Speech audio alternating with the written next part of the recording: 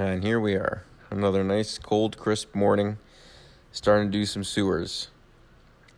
So what we've done here is we've got in this situation we're digging sewers into the house before I actually excavate the basement. So the way this works is the basement is already all laid out with stakes, and then the stake that's in front of me there is just marking the center of the cold room where the sump pump is going to go, and he's going to run all his pipes right into there. That's the plumber working with me there. He's going to be working along with me laying the pipes in and doing the connections at the street. So right now I'm just going to trench in into the house up to where we're going to bring the pipes and water line and all that stuff into. So usually I trench that in first, depending on situation, but I like to trench those in first. And then after, I'll go out onto the street and dig parallel with the street to uncover the water line and to uncover the sewer and storm drains in this case. Again, the storm drains are for the sump pumps. Not every house gets them, but in this case they do.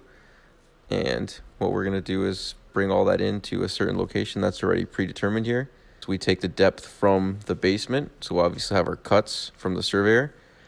So what we do is we take our basement height, and then we add on, depending on the situation, typically about 14 to 16 inches deeper than the basement is how I'm digging this trench in. So then once we run in our pipes, our water line, everything at the very end of the trench, we'll just cap it with some plywood. And once we cap it with some plywood, we also get a stone slinger. Usually, if not, worst case scenario, I have to do it myself with the excavator. One thing that we have to remember is that we're digging 16 inches below underside of footing.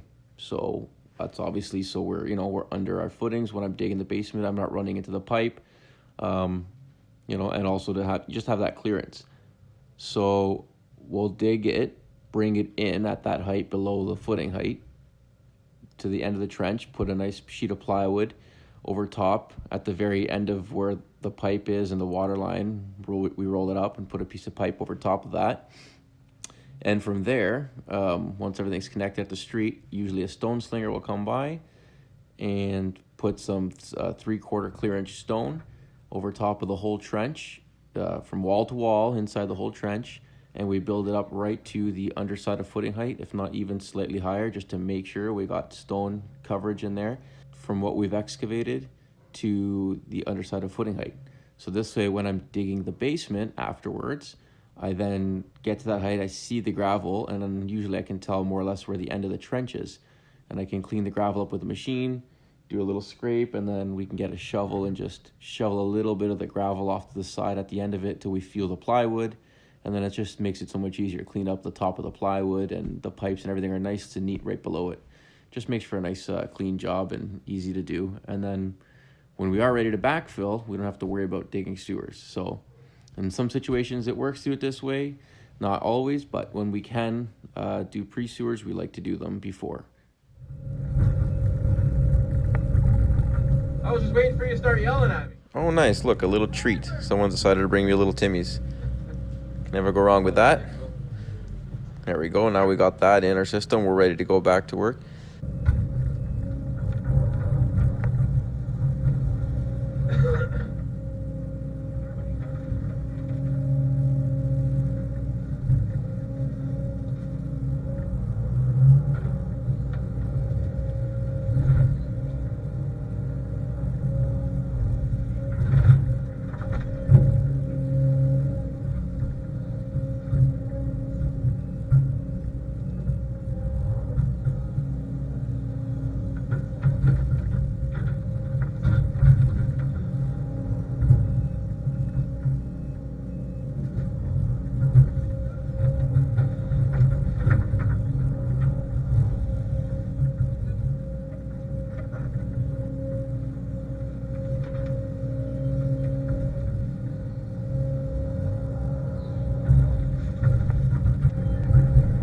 Right there. I still got to dig in front of it.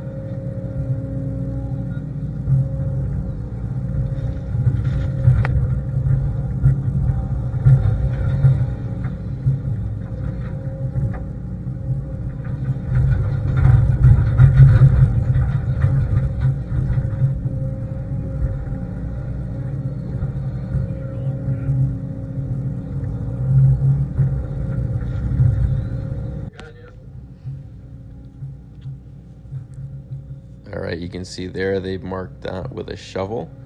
The reason why he put a shovel in front of that and ran away is basically he's marking the water service, but at the bottom of the water service where they connect the actual water line to it, there's a little copper tail sometimes. Like we call it a copper tail, but essentially it's a piece of copper, and the thing is we never really know how long it is. That's why it's a little risky, because if you happen to go too close to the machine and hook that little tail at the bottom, you're essentially ripping it off the connection at the bottom. And it's happened before where you'd rip that off and water just comes rushing in because you've now ripped off the what was essentially keeping the water shut. And so we mark that just to make sure, just extra precautions. I like to dig in front of it, make sure I'm nowhere near that tail. I don't want to hook those and rip them out and just turn this hole into a swimming pool pretty quick. You'll see in the background there, happened to be caught on film as I was sitting there waiting for them to make the connection. Someone on site using that little Mini X accidentally drove and backed up into another vehicle. Just a little minor thing, but it's just funny that that happened while we were working and it happened to be on tape. Just fucking, I think he just crashed into the Boto's van with the Mini. Oh, he did? Pretty sure. I saw him back up and the whole van shook, and then he started looking at it, driving away. Now the guy's looking at the doors.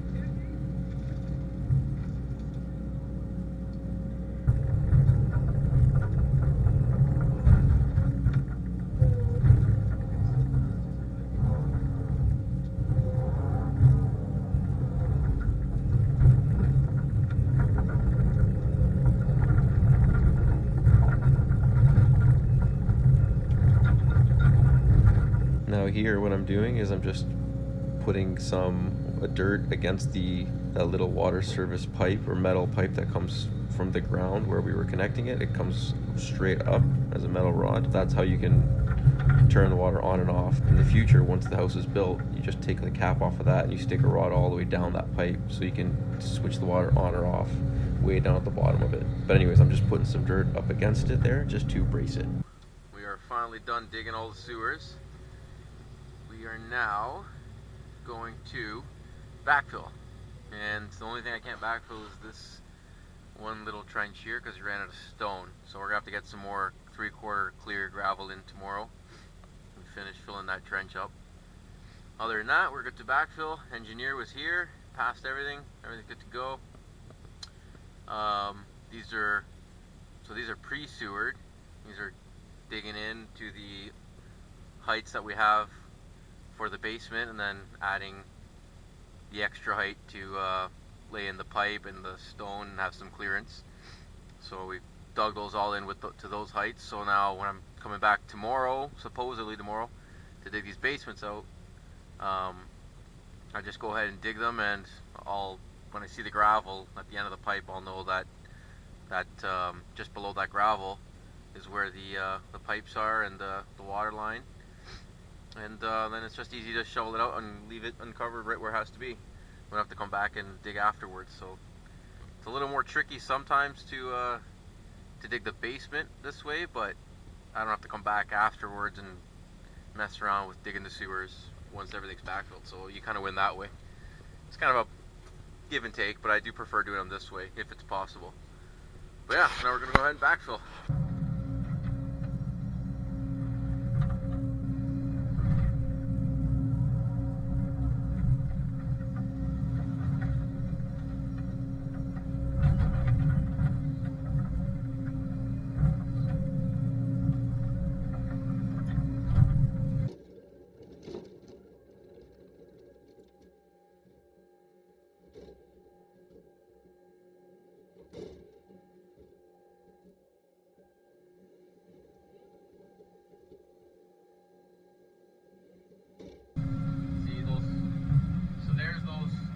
Spray paints there. That's how high we got to come up with the gravel. So we're just short that much.